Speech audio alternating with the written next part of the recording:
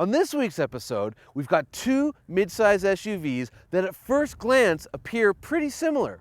Think about it. They both seat 5 people, they both cost about $55,000, and in the real world, they both return over 26 miles per gallon. That's because they're both diesels. That's right, on this week's head-to-head, we're gonna burn some oil and play in the dirt.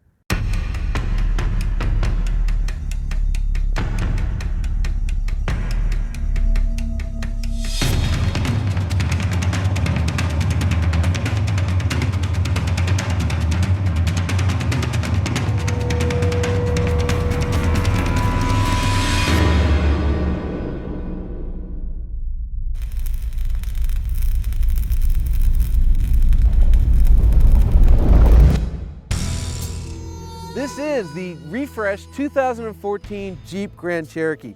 Now, they introduced this car in 2011, and for this model year, they've kind of updated the face. This is sort of the new face of Jeep. I actually think the refresh looks good, except this one, look at this chrome.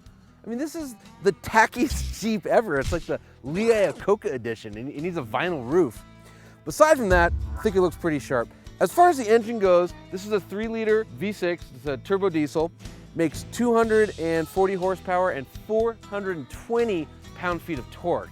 And of course, that's why you really buy a diesel.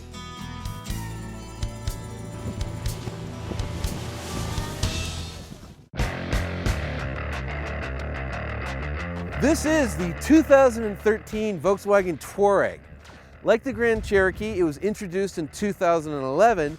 They just haven't bothered to refresh it yet. Which is okay because I think the Touareg is one of the best looking SUVs on the road. Like the Grand Cherokee, it's got a 3-liter turbo diesel V6, although the power is up for 2013 from 225 to 240 horsepower. The torque is 406 pound-feet, down a little bit from the Jeep, but it's still pretty evenly matched.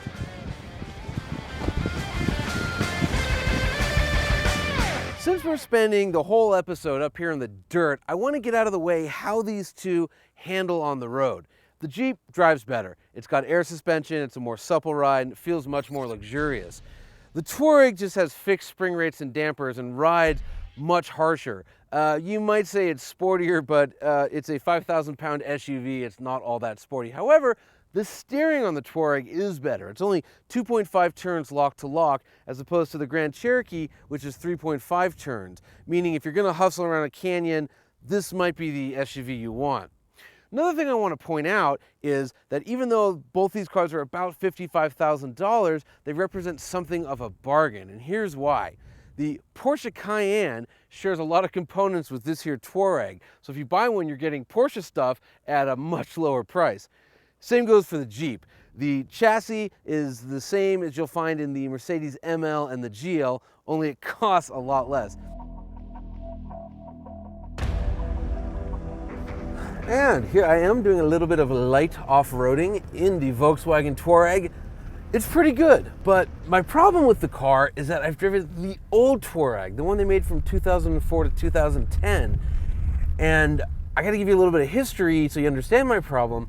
And basically, it's that around 2004, Volkswagen went nuts. Chairman PX sort of just unleashed himself on the world and did things like he created the Veyron, which sure, it had a Bugatti badge, but really, it was a Volkswagen, and it's still the most awesome car the world has ever seen. And he dictated that they make the Phaeton, which in 2004 was the very best car you could buy, a Volkswagen. It's incredible.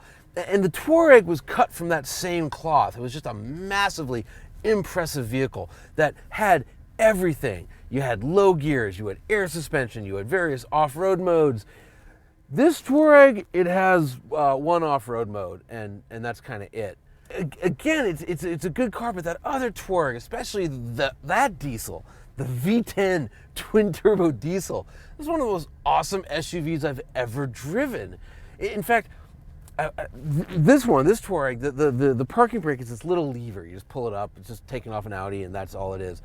On the old Touareg, the parking brake, you could take it off the car and hang it on your wall like a piece of art. It was incredible. It actually had a little auxiliary piston so that when you released it, it kind of elegantly and smoothly moved back into place. Touches like that are just absent from this car. The new Touareg, it feels like a big Passat, which is fine, but it's not special.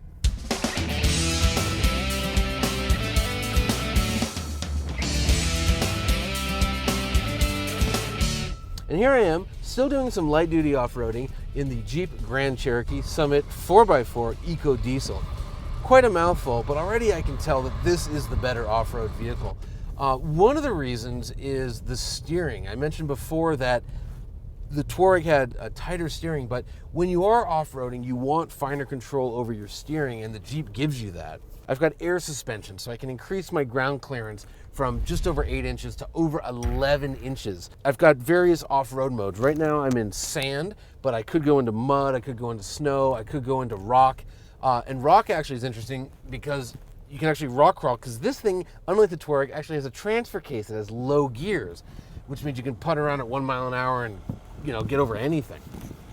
And again, for about the same money, the Jeep is just so much nicer. I have this beautiful wood interior. I have leather everywhere. The seats are more comfortable.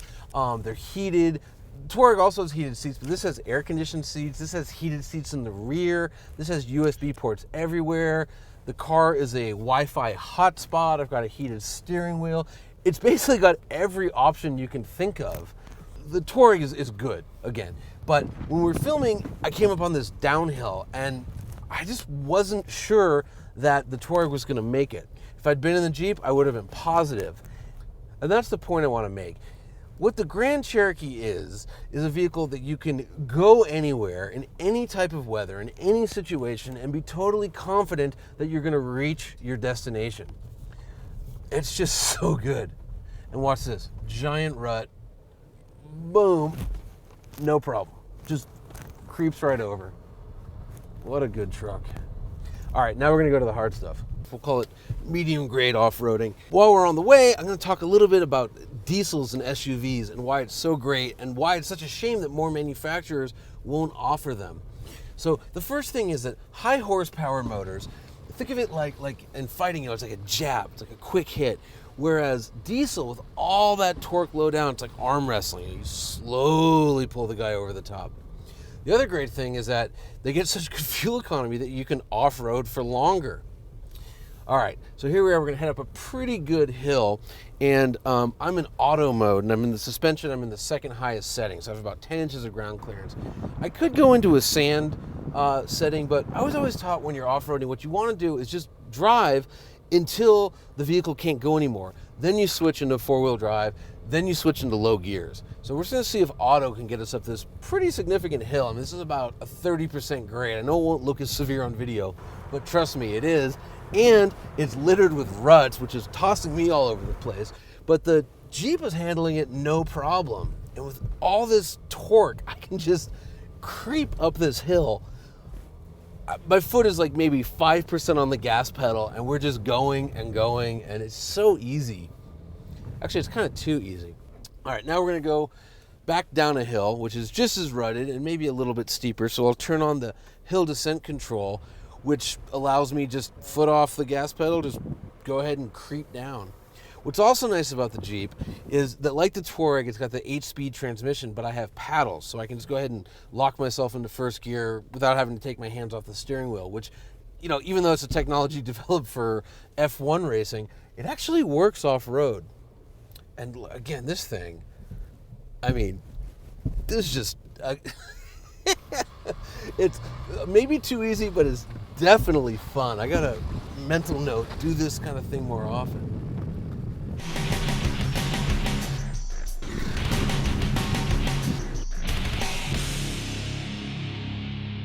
Okay, back in the Volkswagen Touareg. One thing you notice is that this just doesn't have the turning radius of the Grand Cherokee. It's just not as nimble in the dirt, so you'd find yourself doing a lot more 3-point turns, which, depending on the angle you find yourself hanging out on, could be really bad.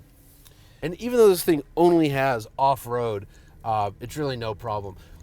Unlike a lot of Volkswagens, when you're in off-road mode, you can actually turn the traction control all the way off, which is what we've done here in the Touareg. And it's kind of just going along no problem. It's pretty drama-free. I really do like the sound of the Jeep a lot better. It actually sounds like a diesel. This thing just sort of is like a muted turbo, and just not much there. And you know, even though it doesn't have the air suspension and the low gears and the off-road modes and everything, this Touareg can kind of get you to where you want to go. The visibility out of it isn't as good in the Jeep. Even though you're up a little bit higher in the Jeep, the windshield kind of angles down a bit more so you can see better. I get a lot of hood in my vision right here, but here we are, just creeping along, no problem. Going right up the hill. Now here's where Touareg's a little problematic just because of the steering. When you're in off-road mode in the Touareg, the hill descent control is automatically activated. So once again, no foot on any pedals, and we're just gonna creep our way down the hill. Yeah, and this thing is surprisingly pretty good off-road. I will say I do feel a lot more isolated from the road here in the Touareg than I felt in the Jeep. I don't know, the steering feels very disconnected. I'm doing this